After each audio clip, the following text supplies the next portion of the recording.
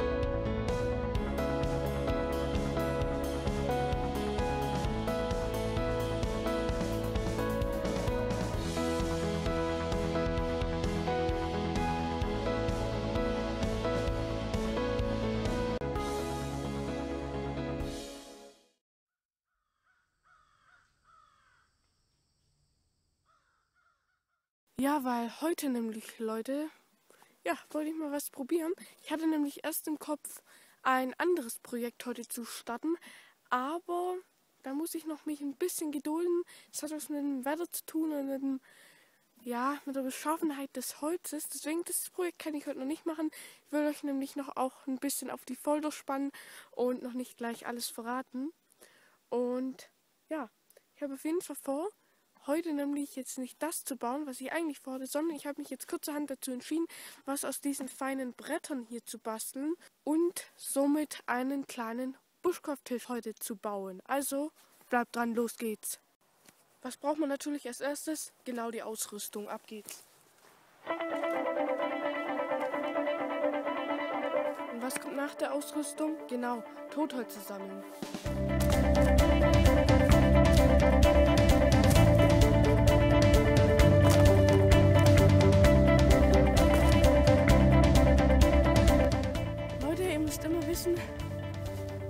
Eure Hände, oder besser gesagt eure Finger, sind draußen, vor allem auch beim Buschkraften, euer so ziemlich wichtigstes Werkzeug.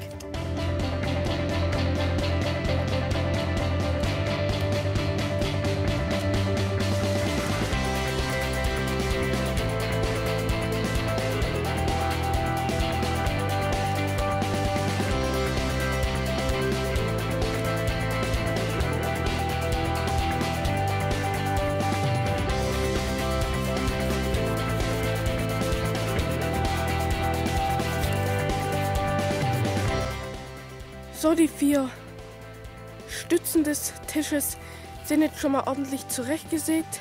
Seht ihr, 1, 2, 3, 4.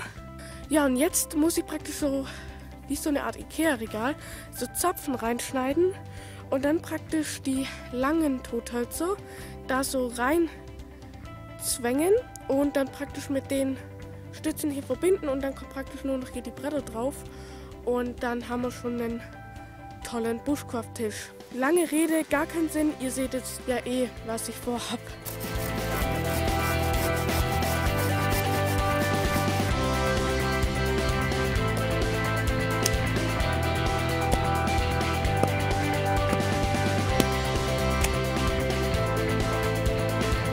Perfekt, Leute, genauso wie ich es wollte. Oh, das sieht doch richtig glanzvoll aus. Jetzt habt ihr bestimmt verstanden, was ich meine. Hier zum Beispiel, das ist das Stück, das etwas längere ist. So, jetzt seht ihr hier den Zapfen. So, das ist die Stütze hier, das rechte. Dann kommt einfach nur so zack, der lange Stamm drauf, wo dann die Bretter drauf liegen. Und dann haben wir schon eine 1A Unterkonstruktion für unseren Bushcraft-Tisch.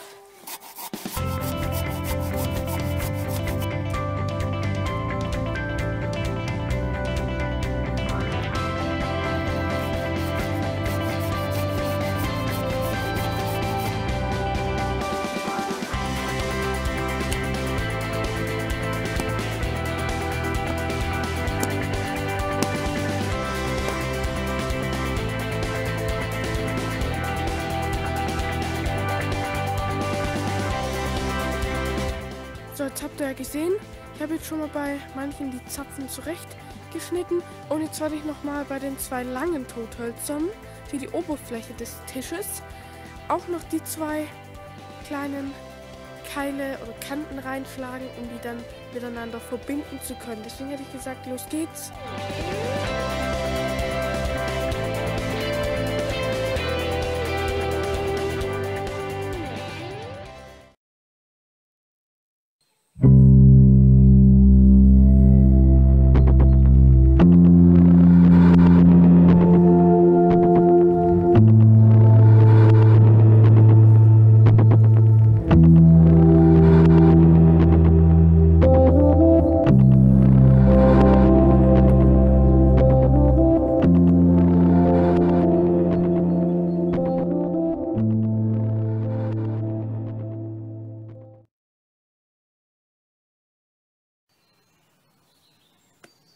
Leute, ihr seht es schon, ich habe mal wieder ein Bushcraft-Projekt erfolgreich abgeliefert oder vollbracht.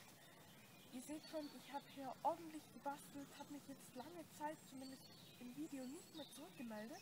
Aber jetzt steht der Tisch. Das ist so ein richtiger Handwerkstisch, sieht auch richtig schön urig aus, habt ihr ja gerade schon in ein paar Szenen gesehen.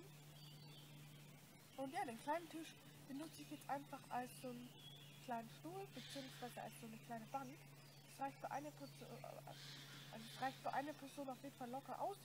Stabil ist das Ding auch noch. Ich hätte auf jeden Fall gesagt, das war's beim Video. Ihr seht ja, ich habe ordentlich was geschafft.